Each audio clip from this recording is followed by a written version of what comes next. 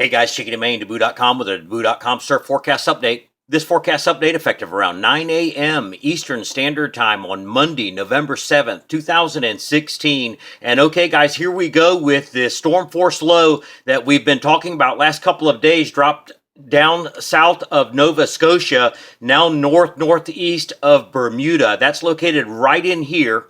And for those of you who saw our post yesterday and our last video, you know, we also mentioned the possibility or what we'd be looking for an OBX low after this departs. We'll show you that here in the models in just a few moments. There's some good certainty over the next 72 hours, guys, but still lots of uncertainty past 5 days.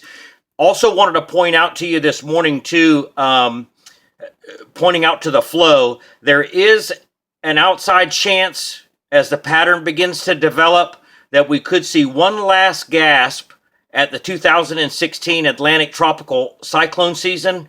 If we think about flow, guys, the flow in here is off Africa through the intertropical convergence zone from the east to the west. But when we look at the flow north of the islands in here, it's like this with that developing low pressure up in here.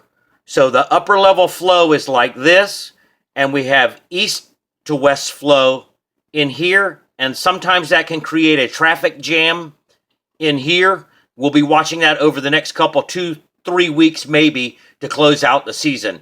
Here's going to put this in motion for you. Here's the water vapor imagery of this storm force low developing. Now this dropped out of Nova Scotia down into here, and there was some uncertainty about how much dig it was going to have and how far south it was going to make it, creating this northeast fetch. It appears that this may become a little bit more stationary, but this is going to be the spot where the northeast fetch opens up. Here's the latest visible, or this morning's visible. You can see the dark line as it starts to move off that way. That's the sun coming up on the system. Max winds now are forecast at 55 knots with seas increasing in excess of 25 feet. Here's the latest NOAA Ocean Prediction Center 24-hour swell forecast showing 12 to 13 seconds northeast ground swell developing. Here's the latest wind wave out of the Ocean Prediction Center showing max seas now at 26 feet forecast next 24 hours. This will put this in the Deboo.com major swell event category, and that seas in excess of 25 feet, swell periods 12 seconds plus, and creating a northeast swell for the majority of surf forecast points. Here's the latest 48-hour NOAA swell forecast, and so as you can see, 13 to 14 seconds developing, guys. That's in here in this tan shading.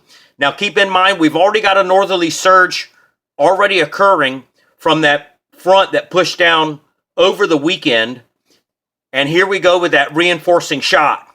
This is the 72-hour swell forecast out of the National Hurricane Center's Tropical Atlantic Forecast Branch, and look how the swell fans out in here, guys.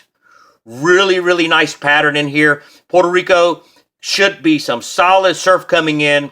For everyone else, check your local wind forecast. I have not had a chance to take a look at that. There is going to be some strong offshore flow setting up north of the Outer Banks. So that's going to likely blow the swell flat. Whatever's coming, get what you can, because there's uncertainty in the extended forecast. This is the 96-hour swell forecast out of NOAA's Ocean Prediction Center. And here comes where the uncertainty starts to come in. The swell from that storm now is on the backside of this at 96 hours. But look, in this area, models have been hinting at another area of low pressure dropping in here. If you saw our post yesterday on our social feeds, you know we talked about an area of low pressure coming out of the Gulf, crossing central Florida, and then up in here to the nook of an OBX low. Well, guys, this is the time of year we talked about that. This is when we can have OBX lows, and there's two ways to have it: either dropping in or coming up. So we'll show that to you in the latest 06Z GFS. And mind you guys, uncertainty outside of 5 days, but we'll start the model off. Here's that developing storm. And the other factor is how long it's going to stick around. The O6Z moves it off fairly quickly. That's a negative swell factor in there. We want it to sit there for a little bit or a little bit longer. So we'll be watching for that throughout the day today. But this starts to turn this more into a west-southwest swell production as the winds clock in here west-southwest and then southerly on the backside due to high pressure over here. So that's negative swell. But then look what happens here at 72 to 78 hours. This is 3 to 4 days going into Friday. Another area of low pressure just southeast of the Cape. That's going to put another charge of northerly ground swell in the water. Hopefully it'll slow down, but the model right now wants to eject it fairly quickly off towards the northeast and try to dissipate it. This is where the strong offshore winds come in. West-northwest winds north of the Outer Banks through New England. Advance the model for you just a little bit more now. Now this is 5 days at 120. Again, negative swell production because of offshore winds.